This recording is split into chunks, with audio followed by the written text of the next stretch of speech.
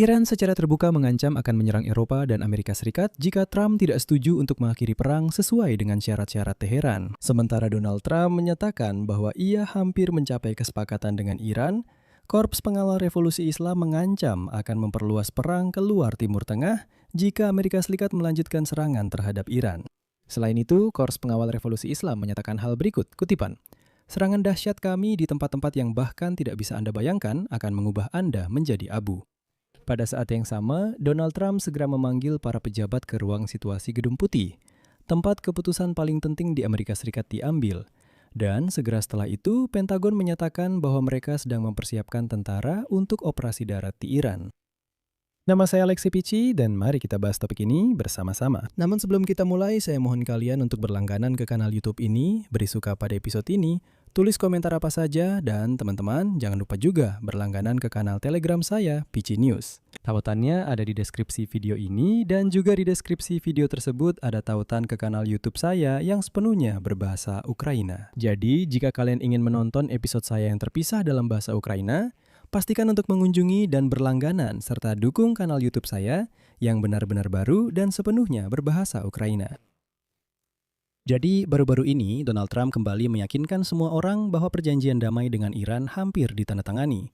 Hanya tinggal beberapa detail kecil yang perlu diselesaikan. Katanya itulah alasan dia membatalkan serangan ke Iran. Bahkan Trump sendiri menyatakan bahwa perang di Iran akan segera menjadi sangat populer di dalam Amerika Serikat.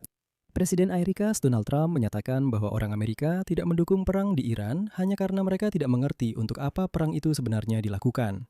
Berikut saya kutip pernyataannya. "Saya diberitahu bahwa perang ini sangat tidak populer. Tapi saya pikir perang ini sangat populer karena kita berperang agar Iran tidak memiliki senjata nuklir yang bisa mereka gunakan untuk menghancurkan misalnya Los Angeles.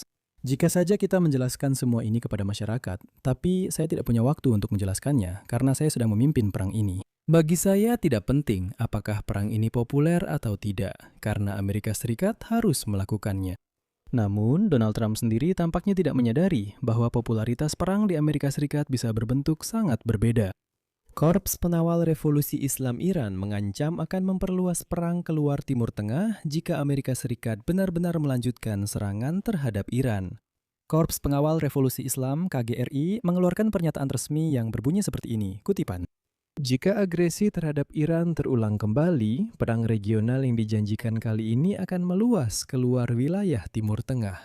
Dan serangan dahsyat kami di tempat-tempat yang bahkan tidak bisa Anda bayangkan akan mengubah Anda menjadi abu." Dan sekarang para ahli sudah memperkirakan bahwa ini bisa jadi upaya Iran untuk menyerang orang-orang Eropa di Eropa, atau bahkan melibatkan Kuba dalam provokasi terhadap Amerika Serikat. Kuba sudah mengancam Amerika dengan perang dan telah menerima drone Shahed dari Iran. Jelas, kecil kemungkinan Kuba akan langsung menyerang di sana, namun tetap saja mereka bisa memicu konflik tertentu. Gencatan senjata antara Amerika Serikat dan Iran terlihat semakin rapuh. Pada hari Senin 18 Mei, Presiden Amerika Serikat Donald Trump mengumumkan penundaan serangan besar-besaran baru terhadap Iran untuk memberikan lebih banyak waktu bagi negosiasi diplomatik. Pada saat yang sama, dia sekali lagi mengancam akan meningkatkan kampanye militer jika Iran tidak setuju dengan syarat-syarat yang dapat diterima oleh Gedung Putih.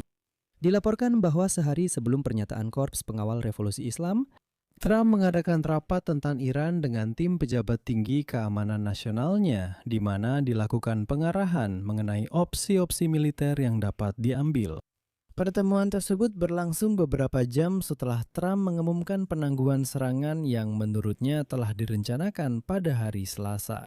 Trump terus menyatakan bahwa Iran hanya memiliki beberapa hari lagi untuk mencapai terobosan diplomatik, jika tidak, perang akan dimulai kembali.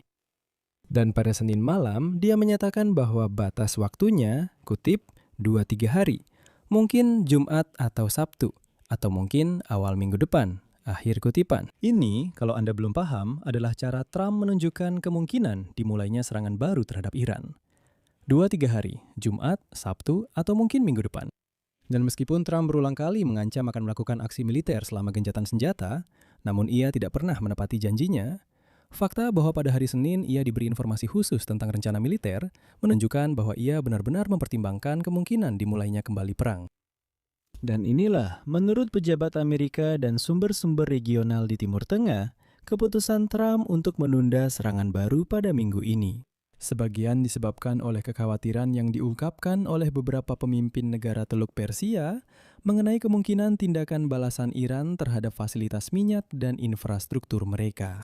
Trump, saya ingatkan, menyatakan bahwa para pemimpin negara Teluk Persia, Arab Saudi, Qatar, dan Uni Emirat Arab, katanya, menelpon dia dan memintanya, tolong jangan memulai kembali perang karena ya beri kesempatan lagi untuk negosiasi dan sebagainya. Namun negara-negara di kawasan Teluk Persia kemudian membantah informasi tersebut dan mengatakan, kami tidak menelpon siapapun, kami tidak meminta apapun kepada siapapun, kami sama sekali tidak mengerti apa yang dimaksud. Dan pada pertemuan para pejabat di Gedung Putih, fokus utamanya adalah langkah-langkah selanjutnya dalam perang dengan Iran, kondisi upaya diplomatik, dan berbagai rencana militer Amerika Serikat untuk melakukan serangan terhadap Iran. Menurut sumber, Donald Trump semakin bersikap agresif dan siap untuk menyerang, karena dia tidak tahu bagaimana lagi keluar dari kebuntuan ini. Tapi di sini saya akan mengutip pernyataan dari Axios. Banyak pejabat Amerika lainnya terkejut dengan pernyataan Donald Trump pada hari Senin dan mengakui bahwa mereka tidak memahami ke arah mana sebenarnya dia bergerak. Beberapa orang berpendapat bahwa dia mungkin akan menunda lagi pengambilan keputusan jika tidak ada terobosan diplomatik yang dicapai. Dan inilah klimaks dari cerita ini.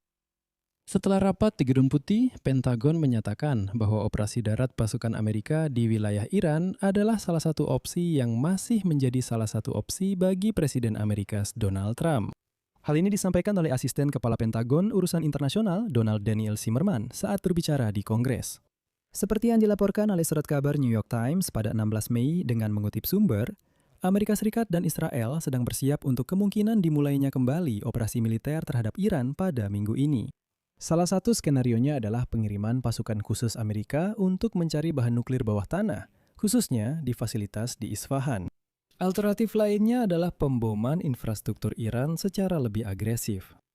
Ketua Kepala Staf Gabungan Jenderal Dan Kane pada awal Mei menyatakan bahwa lebih dari 50.000 personel militer Amerika, 2 kapal induk, lebih dari 10 kapal perusak dan puluhan pesawat tempur tetap siap untuk melanjutkan aksi militer besar-besaran terhadap Iran jika perintah yang sesuai diberikan.